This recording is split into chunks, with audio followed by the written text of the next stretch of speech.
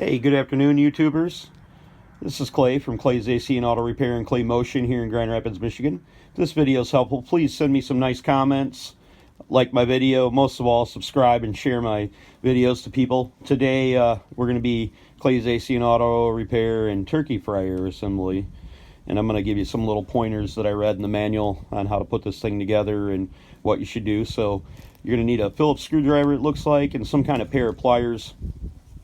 And we'll start taking this thing out of the box and assembling it for you. Remember, if anybody else can do it, you can too. So we pretty much got everything unpackaged. I wished I had some Teflon tape here. Doesn't recommend it in the instructions, but I think it'd be better. So the first thing you're going to do is you're going to take the burner and you're going to attach it to the cutoff switch, and you're going to screw this into there.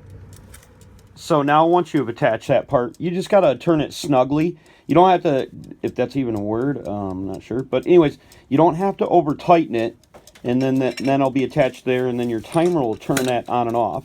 Then we'll go to the next step of the assembly. And take special note how the assembly is snugged up on there, and then how mine is snugged up on there as well, like the illustration. Now you're going to take the thermocoupler, and you're going to loosen up the nut. And we're going to place it through this hole right here, and I'm going to show you how that's probably going to end up readjusting this once you get it installed. And if you look at the burner, obviously the check mark on the left is the correct one. The check mark on the X is the wrong one. You don't want your right on the flame. You want it on the base of the flame right there. And then this shows you kind of how that sits up inside there. So we might have to go back and readjust this once we actually put it in there. But now that we got the thermocoupler in there, we're going to put the nut, the jam nut on there. And then if you notice at the base of it, it has another nut so you can move it up. And then you'll be able to set your depth for your flame. But that's pretty crucial right there, because that turns that valve on and off inside here depending on the temperature of the tip of that. So keep that in mind. Next, we're going to attach the legs right there to the base of the burner. So these are Phillips head screws, and when you insert the screw back there, you're going to have the nut go on there with the flat side towards the flat base here. It's 10mm nut. You want to leave all these loose before you go to put on your ring, because it may not fit properly. So you leave them a little bit loose for right now, and you're going to put all three arms on. When you're going to install the ring on here, make sure that your nut is on this side, because you won't be able to get a screwdriver in between here. And I don't think it really matters if you put these on the inside or the outside, but the instructions show you to put them on the outside like this. So you're going to push that out of the way, and then you're going to set that in there. We're going to install the rest of the screws here, and that's about it. Okay, now that you've got this all installed and you've got all your screws in there, you can tighten up the screws and the nuts. I can say you can just use the Phillips screwdriver. You really don't have to hold these with a wrench. I mean, getting them finger tight, it ain't like this thing's going to be going 150 miles an hour, so I don't think you have to worry too much about snugging them up and all that stuff. Okay, so these T-stand supports are actually the same except for one, and notice where that notch is where your burner goes in. You want this T-stand support because this probably supports the controller, I'm guessing. You're going to want that in that location right there with that notch, and then the other two just standard ones go over there. Now we flip the unit back over, and we're going to install the burner, and notice how we got our bracket there. We also have our screws pointed on the coming from the outside inside, so we don't see our nuts. I mean, it's just aesthetically pleasing. Take pride in what you do. So now we're going to install the burner, and we're going to use the two screws that are supplied there, and it's going to fit underneath that bracket, just like maybe so. We're going to weasel it in underneath there, and then cock it right there. Sorry, so you're going to go up, weasel it like that, get it over there, and then you're going to spin it like I did. And then your burner is going to affix to the back there, and you're going to put your screws in there. Okay, so when you got the burner up in there, you'll notice on the back side, there's a nut. You're going to fit it in there, and you're going to tighten down that, you're going to take this one off. Sorry about that.